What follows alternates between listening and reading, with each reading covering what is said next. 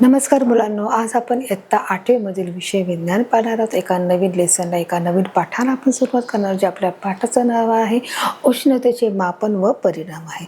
तर उष्णतेचे मापन व परिणाम या पाठाच्या दरम्यान मुलांनो आपण पाहणार आहोत एक नवीन पाठ, की ज्याच्या पाठाच्या दरम्यान आपण पाहणार प्रसरणाच्या माध्यमातून की उष्णतेचे जे प्रसरण आहे ते कशा प्रकारे, उष्णतेचे मापन आहे की उष्णता कोणत्या स्तोत्रापासून आपल्याला मिळते, त्याचे स्तोत्र ही कोणती आहेत आणि ते उष्णतेचे स्थानांतर कशा प्रकारे होत आहे या संबंध घटकाबद्दलची आपण माहिती घेणार आहोत. चला तर आपण पाहणार आहोत म्हणून इथे दिलाय. या पाठात आपण उष्णता कोणत्या स्तोत्रापासून मिळते व उष्णतेचे स्थानांतर कसे होते हे पाहूया.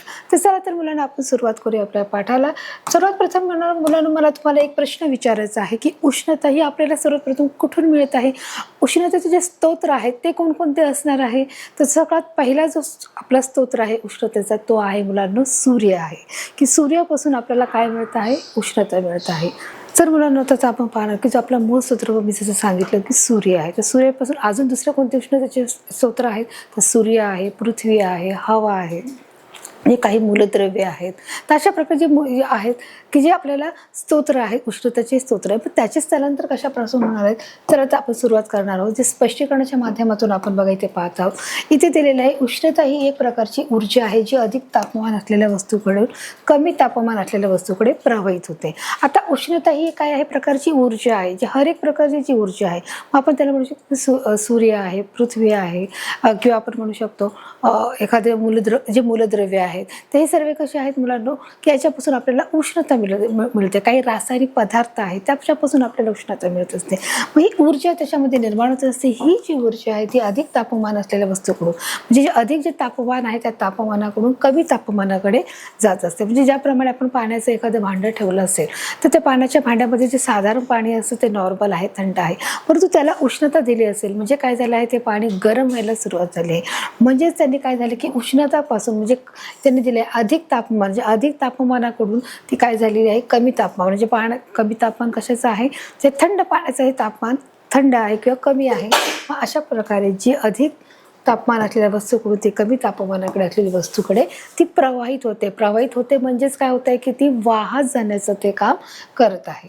बघा, तर अशा प्रकारे जे पाण्याचं इथे त्यांनी तुम्हाला एक्झाम्पल दिलेलं आहे की जी पाणी बॉइलिंग होत आहे. पाणी बघा, गॅस ठेवला आहे, गॅसवर पाणी बॉइलिंग होऊन कशा प्रकारे ते पाण्याची जी उष्णता आहे ती अधिक तापमानाच्या वस्तूकडून कमी तापमानाकडे ही वस्तू प्रवाहित होण्याचं जे काम आहे ते करत आहे. बघा, आता त्यांनी इथे बर्फाचं देखील उदाहरण दिले की एखादी वस्तूचे जे तापमान आहे ती वस्तू किती उष्ण किंवा किती थंड आहे हे देखील दर्शवते. की जे एखाद्या वस्तूचे जे तापमान आहे तर ते तापमानामध्ये किती वस्तू किती थंड आहे, किती गरम आहे, तर हे देखील ते आपल्याला दर्शवत असते. मग हे तापमान दर्शवण्यासाठी किंवा हे तापमान बघण्यासाठी देखील आपल्याकडे काही उपकरणांचा देखील वापर केला जातो. मला जसं आपण म्हणू शकतो की थर्मामीटर आहे, किलोग्राम आहे, किंवा आपण बघू शकतो की जे आपण किती प्रमाणे जर आपल्याला ताप आला आहे तर आपण ताप आणण्यासाठी पण आपण थर्मामीटरचा वापर करतो की आपल्या शरीरामध्ये उष्णता किती आहे. किंवा जेव्हा आपलं अंग गरम वाटतं तेव्हा आपण काय करतो की ते थर्मामीटर आपण आपल्या शरीराला चेक करून बघतो आणि आपल्या शरीराचं तापमान किती आहे ते त्याप्रमाणे दर्शवण्याचं काम करतं. त्याचप्रमाणे एखाद्या वस्तूचे तापमान ही ती वस्तू किती उष्ण आहे किंवा थंड आहे.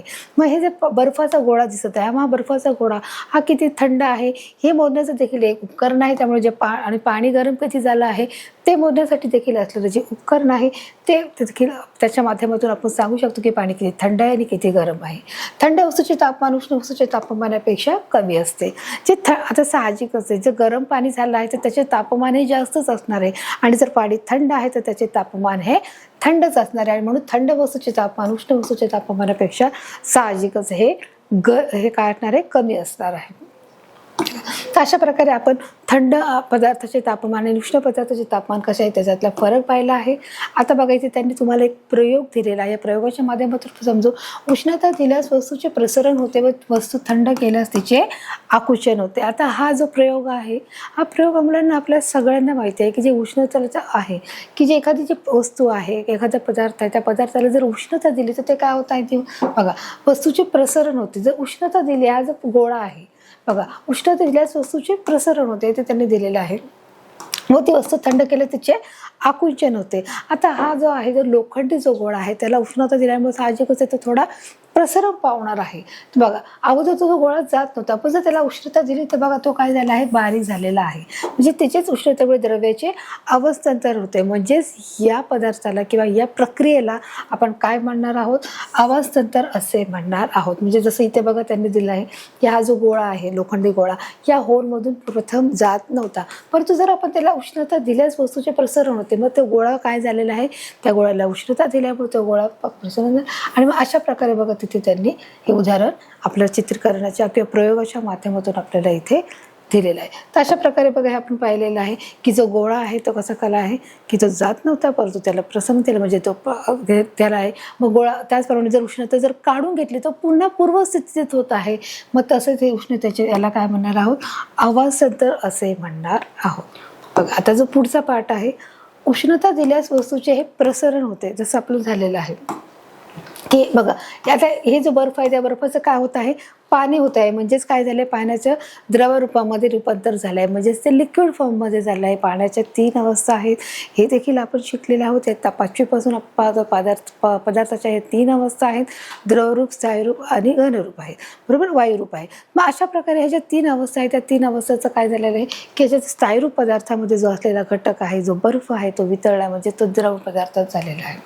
मग आता त्यांनी स्पष्टीकरणासाठी बघा त्यांनी दिलं आहे की उष्णतेचे SI मधील एकक हे जूल व CGS मधील एकक हे कॅलरी हे आहे. तर SI जे एकक आहे ते तुम्हाला इथे सांगण्यात आलेले आहे. म्हणजे 1 CL उष्णता 4.18 J एवढी असते. जिथे आहे 1 कॅलरीची उष्णता 4.18 आहे. मग 1 ग्राम पाण्याचे तापमान 1 डिग्री सेल्सिअसने वाढवण्यासाठी लागणारी जी ऊर्जा ही 1 कॅलरी ऊर्जा एवढी असते. किती आहे की 1 कॅलरी ऊर्जा इथपर्यंत ती कॅलरी ऊर्जा असते. मग आता उष्णतेचे स्तोत्र कोणकोणते आहे, सोर्स ऑफ हीट आहे. सोर्स ऑफ हीट मग कुठून कुठून आपल्याला उष्णता मिळते तर त्याच्या संबंधात आपण पाहणार आहोत. मग आता आपण इथे सुरुवातीलाच पाहिलं आहे की मी सुरुवातीला सांगून पाहिलं की अखिल मानवसृष्टीला की आपली जे पूर्ण पृथ्वीला की उष्णता जर मिळायची असेल ते आपल्याला कुठून मिळत आहे, उष्णता ही आपल्याला सूर्यापासून उष्णता ही मिळत आहे. आणि म्हणून झाले की सूर्य हा पृथ्वीला मिळणाऱ्या उष्णतेचा सर्वात मोठा स्तोत्र आहे की आपल्या पृथ्वीला म्हणजे पृथ्वी आहे त्या पृथ्वीतील हर एक जे कंट्रीज आहे, जे देश आहे, जे राज्य आहे, जे गावं आहे, जिल्हे म्हणजे संपूर्ण जी पृथ्वी आहे त्या पृथ्वीला उष्णता मिळण्याचं एक मोठं स्तोत्र आहे. म्हणून उष्णतेचा सर्वात हा मोठा स्तोत्र आहे. आणि सूर्यापासून पृथ्वीला काय मिळत आहे, उष्णता मिळण्याचं काम हे होत आहे. तर बघा अशा प्रकारे काय मिळतं आपलं की सूर्य आहे हा मेन स्तोत्र आहे. सूर्याच्या केंद्रामध्ये होणाऱ्या केंद्रकीय एकीकरणा म्हणजे न्यूक्लिअर फ्युजन मोठ्या प्रमाणात ऊर्जा निर्माण होते. कशामुळे निर्माण होते की जे सूर्याच्या जे केंद्रामध्ये होणारी केंद्रकीय एकीकरण की त्याच्यामध्ये सूर्याच्या केंद्रामध्ये होणारे जे केंद्रकीय जे एकीकरणामुळे म्हणजेच काय आहे, न्यूक्लिअर फ्युजन या मोठ्या प्रमाणामध्ये तिथे ऊर्जा ही निर्माण होत असते.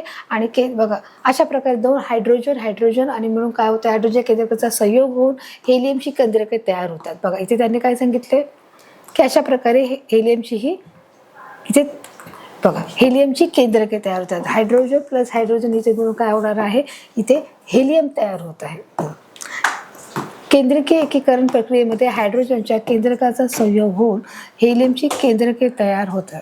तर अशा प्रकारे बघायचे त्यांनी पाहिलं आहे की केंद्रकीय व त्यातून ऊर्जा निर्मिती होऊन यातील काही ऊर्जा प्रकाश व उष्णतेच्या स्वरूपातील पृथ्वीपर्यंत पोहोचते.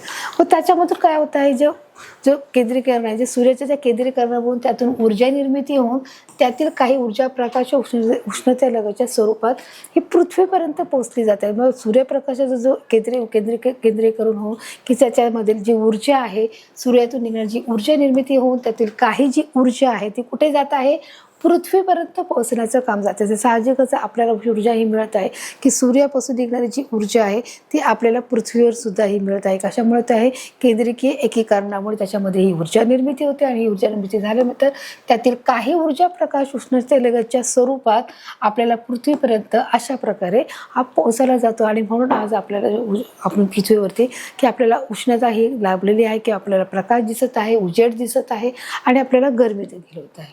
बघा तर अशा प्रकारे पृथ्वीच्या केंद्रातील तापमान अधिक असल्याने पृथ्वी देखील उष्णतेचा स्तोत्र आहे.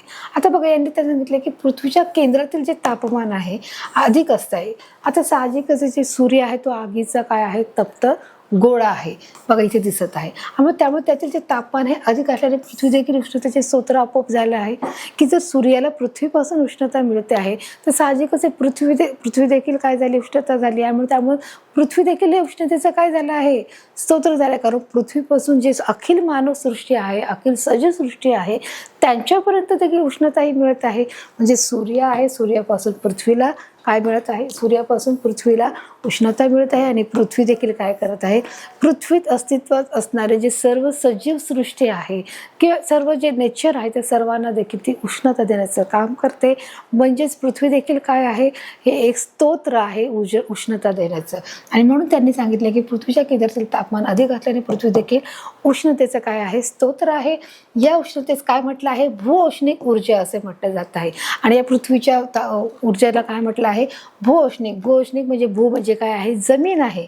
आणि औष्णिक ऊर्जा म्हणजे सूर्यापासून मिळणारी जी उष्ण आहे, उष्ण ऊर्जा आहे. म्हणून तिला औष्णिक ऊर्जा असं देखील नाव दिलं गेलेलं आहे.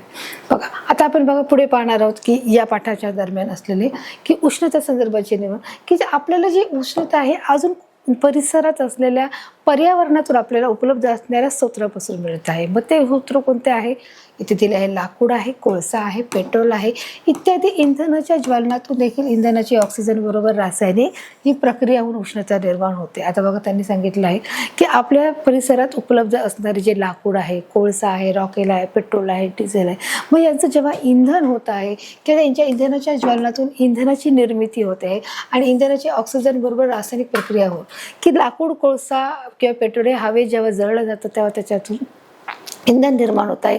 म्हणजे इंधन निर्माण झाल्यावर ते काय होत आहे, इंधनाची ऑक्सिजन बरोबर त्याची प्रक्रिया होत आहे.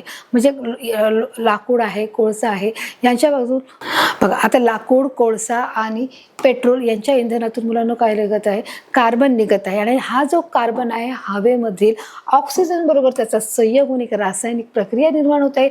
म्हणजेच आपल्याला काय मिळत आहे, उष्णता निर्माण होत आहे. मग हा जो चॅप्टर आहे हा आपण आत्ताच मागच्या पाठामध्ये मुलांना अभ्यास केलेला होता. आणि हा पाठ पुन्हा बघा, हा जो घटक आहे तो इथे आलेला आहे की लाकूड, कोळसा आणि पेट्रोल यांच्या माध्यमातून आपल्याला काय होत आहे की त्यांच्या ज्वलनातून कार्बन बाहेर पडत आहे. आणि मग हा जो कार्बन आहे हा हवेत असलेल्या ऑक्सिजन बरोबर त्याचा संयोग होऊन कार्बन डायऑक्साईड वायू तयार होत आहे. हे देखील आपण मागच्या पाठामध्ये पाहिलं होतं. आणि म्हणून त्यांनी हीच प्रक्रिया इथे पुन्हा दाखवलेली आहे की हेच बघा, हे लाकूड आहे, हे लाकूड जळत आहे. मग लाकूड आहे, कोळसा आहे, मग लाकूड हा इंधन म्हणून वापरला जातो. मग कशासाठी वापर होतोय, मग त्याचा स्वयंपाक करण्यासाठी होत आहे की स्वयंपाकाच्या म्हणजे आपल्याला दैनंदिन जीवनामध्ये त्याचा इंधन म्हणून आपण त्याचा वापर करत आहे. कोळसाचा देखील वापर हा पूर्वी रेल्वेमध्ये केला जात असे, परत स्वयंपाकाच्या घरामध्ये देखील जेवण बनवण्यासाठी देखील केलं जात आहे. पेट्रोल जे आहे ते 4 चाकी 2 चाकी गाड्यामध्ये वापरत आहे. त्याचप्रमाणे त्याच्यामुळे वाहनातून निघणारा जो धूर आहे तो कार्बन निघत आहे. आणि कार्बन हा ऑक्सिजन हवेत असणाऱ्या ऑक्सिजन बरोबर संयोग होत आहे. तर अशा प्रकारे आपण आपल्याला मिळणारी जी विद्युत आहे, म्हणजेच मुलांना जे सूर्य आहे, पृथ्वी आहे, त्याचप्रमाणे आपण पाहू शकतो जे विद्युत आहे, काही मूलद्रव्य आहे, जे हवा आहेत, या सर्वच्या माध्यमातून आपल्याला उष्णता ही मिळत असते. म्हणजेच हे आपले उष्णतेचे काय झाले, स्तोत्र झाले आहेत. मग आपण त्याच्या संदर्भात जे एक एक घटक आहेत त्याच्या संदर्भात आपण अभ्यास करत आहोत. मग हे जे घटक आहेत हे आपल्या पर्यावरणात उपलब्ध असलेले हे सर्व घटक आहेत. लाकूड, कोळसा, पेट्रोल हे सर्व आपले पर्यावरणातले घटक आहेत. आणि अशा प्रकारे त्याच्या हवेमध्ये बरोबर संबंध होऊन ऑक्सिजन बरोबर त्याची रासायनिक ही प्रक्रिया होऊन उष्णता निर्माण होण्याचं जे काम करत असते. तर याच्या संदर्भात देखील अभ्यास आपण पाठच्या भागामध्ये केलेला आहोत. आता बघा त्यांनी अजून परत दाखवलं की विद्युत आहे, जे विद्युत हे देखील उष्णतेचं काय आहे, स्तोत्र आहे. म्हणजे बघा काय, विजेची इस्त्री आहे, विद्युत शेगडी आहे की जे आपण इस्त्री वापरतो, जे कपडे आपल्याला आपली व्यवस्थित क्लीन करण्यासाठी, किंवा विजेची जी इस्त्री प्रत्येकाच्या घरामध्ये असते ते देखील काय आहे, एक प्रकारे उष्णतेचं स्तोत्र आहे. विद्युत शेगडी आहे, ज्याप्रमाणे आपण जी लाईटीवर चालणारी जी शेगडी आहे त्याला आपण विद्युत शेगडी बोलतो. इत्यादीमध्ये विद्युत ऊर्जा वापरून उष्णता ही निर्माण करण्यात येते. की इत्यादीमध्ये काय केलं आहे, विद्युत ऊर्जा वापरून त्याच्यामध्ये देखील विद्युत ऊर्जा निर्माण केली जाते. म्हणजेच विद्युत उष्णतेचे हे स्तोत्र आहे. आणि अशा प्रकारे विद्युतही काय आहे, उष्णतेचा एक प्रकारे स्तोत्र आहे. इथे क्लिअर झालेलं आहे. म्हणजे आपण सूर्य पाहिला, त्याचप्रमाणे पृथ्वी पाहिली, त्याचप्रमाणे आपण पाहिले जे परिसरातले जे घटक आहेत त्याच्या संदर्भात पाहिलं. आणि आता विद्युत उपकरणं कोणती आहे, विद्युत स्तोत्र कोणते आहेत हे देखील पाहिले. विजेची शेगडी आहे, त्याचप्रमाणे इस्त्री जी आहे, शेगडीवर चालणारी जी इस्त्री आहे ती देखील आपण पाहिलेली आहे. पूर्वी जी इस्त्री होती मुलांना ती कोळस्यावर चालणारी होती, जे कोळसे गरम करून त्या इस्त्रीच्या डब्यामध्ये टाकून त्याला झाकण लावून तेव्हा इस्त्री केली जायची. म्हणजे ज्यावेळेस आपल्याला विद्युतचा शोध लागलेला नव्हता किंवा लाईटचा शोध लागलेला नव्हता, त्यावेळेस अगदी पारंपरिक पद्धतीने कोळसे गरम करून त्याचे जे निखारे आहेत ते निखारे त्या एक जाड प्रकारची जी इस्त्री असायची ती खूप हेवी आणि किंवा वजनाला खूप जड असायची आणि त्याच्यामध्ये गरम कोळसे टाकून मग ते इस्त्री कपड्यांवरती फिरवली जायची की जेणेकरून जे कपड्यांना पडलेल्या ज्या सुरकुत्या आहे त्या आत्ताच्या इस्त्रीप्रमाणे देखील शार्प म्हणजे नीट आणि क्लीन व्हायच्या. तर अशा प्रकारे आपण आता आधुनिक पद्धतीने जे शेगडीवर चालणारी जी इस्त्री आहे ती विजेवर चालणारी जी शेगडी आहे इस्त्री आहे ती आलेली आहे. त्याचप्रमाणे विजेवर चालणारी जी शेगडी आहे ती देखील आलेली आहे. आता बघा, आता आपण अजून जे आपल्या लक्षात मिळते ते कोणत्या पदार्थापासून बघा इथे पाहणार. युरेनियम, थेरियम इत्यादी अशा काही मूलद्रव्यामध्ये अणुच्या केंद्रकाचे विभाजन केले असतात. अत्यंत थोड्या कालावधीत प्रचंड ऊर्जा उष्णता निर्माण होते. आता काही मूलद्रव्यापासून देखील आपल्याला उष्णता ही मिळत असते. रासायनिक खतापासून देखील आपल्याला मिळत आहे. हे युरेनियम, थेरियम अशी काही मूलद्रव्य आहेत. मग ही जी मूलद्रव्य आहेत याच्यापासून देखील आपल्याला काय मिळत आहे, उष्णता मिळते. अणुच्या केंद्रकाचे विभाजन केले असतात.